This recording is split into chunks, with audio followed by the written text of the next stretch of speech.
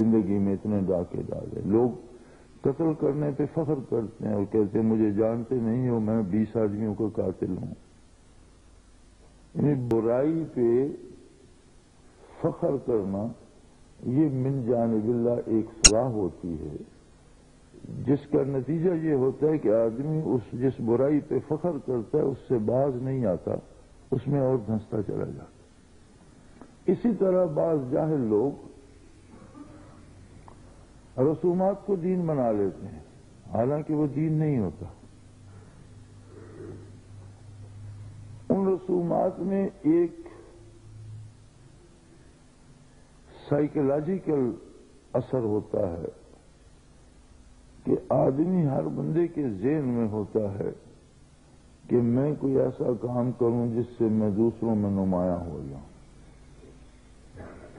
اب اس کام میں وہ بعض رسومات کو بعض رواجات کو دین کی جگہ دے دیتے ہیں اور اسے عبادت سمجھ کر دین سمجھ کر کرتے ہیں.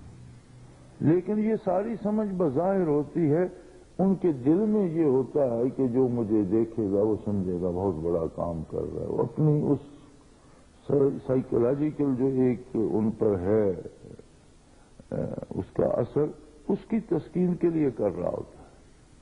آپ دیکھیں آپ کو آج کی ہماری زندگیوں میں دین کم نظر آئے گا اور رسومات زیادہ نظر آئیں گی.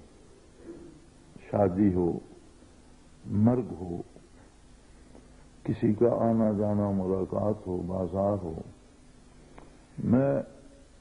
مجھے پچھلے 2-3 دن لاہور رہنا پڑا کچھ ٹیلی ویژن کے لیے رمضان شریف کے پروگرام ریکارڈ کرانے تھے جو اس عشرے میں چل رہے ہیں غالباً 20 سے شروع ہیں. تو جس وقت بھی کوئی پاکستانی چینل آن کیا اس پہ بس ایک وہ لگے ہوئے ہیں نعت خان اور اس کی کوئی حد نہیں کہ انہیں کہنا کیا ہے. یہ بھی کوئی اہتمام نہیں کہ کہنے کی بھی ایک حد ہے, کتنا شور کرنا ہے کتنا نہیں. ہندوستانی گانوں کی طرز پر نعتیں بن گئیں. اب ایک مخلوق آپ سے زیادہ وہاں جمع ہے اور ان پر وہ نوٹ نچھاور ہو رہے ہیں اور نوٹوں کی بارشیں ہو رہی ہیں. انداز نعت گوئی کا براہ راست خطاب کا ہوتا ہے. اب اسے عبادت سے بھی بڑا درجہ دے دیا گیا. ممکن ہے ان میں ایسے لوگ ہوں جو نماز کا اہتمام نہ کرتے ہوں لیکن اس کا ضرور کرتے ہیں. لیکن میں نے اب چونکہ پاکستان میں بہت سے چینل ہیں, P T V 1, P T V 2, P T V 3, P T V world, کوئی جیو کو فلاں 5-6 چینل ہو گئے. پہلے ایک ہی ہوتا تھا, اب کچھ پرائیویٹ چینل آ گئے, کچھ گورنمنٹ نے اپنے بڑھا دیے.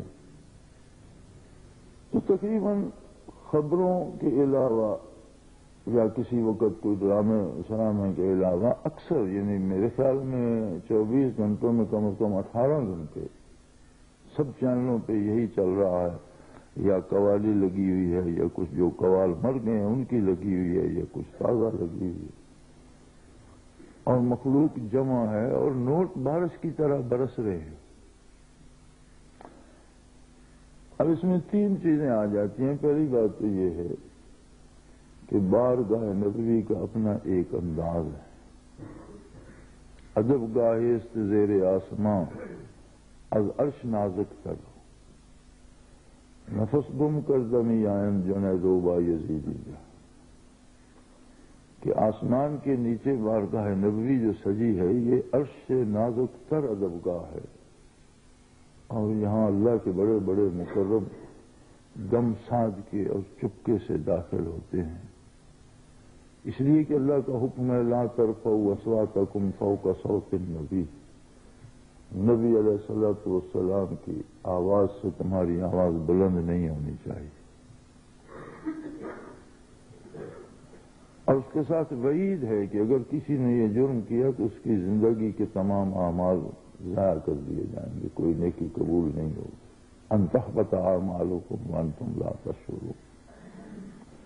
پہلی بات تو یہ ہے کہ جب حضور کو آپ مخاطب کر رہے ہیں تو ایک حد ادب کے اندر رہیں، ترنم سے پڑھیں، سر سے پڑھیں، لیکن اس میں اچھل کود، پھر سپیکر پر اتنا شور کہ وہ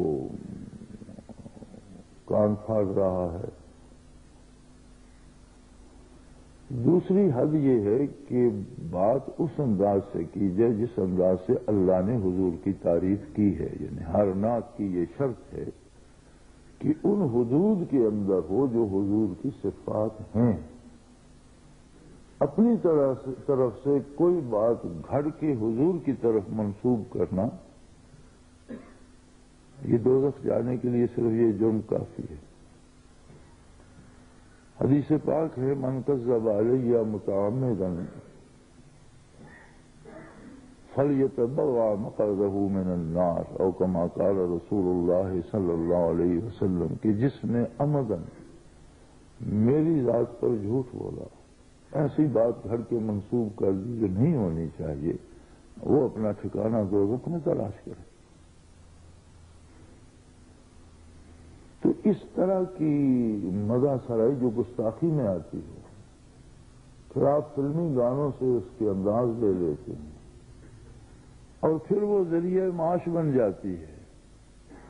پھر اس میں مقابلے ہوتے ہیں، فلاں نہیں فلاں آئے گا، فلاں جیتا فلاں ہارا، اس نے اتنے زیادہ پیسے لے لیے، اس نے اتنے تھوڑے لے لیے۔ پھر سامعین اسے ذریعہ نجات سمجھتے ہیں۔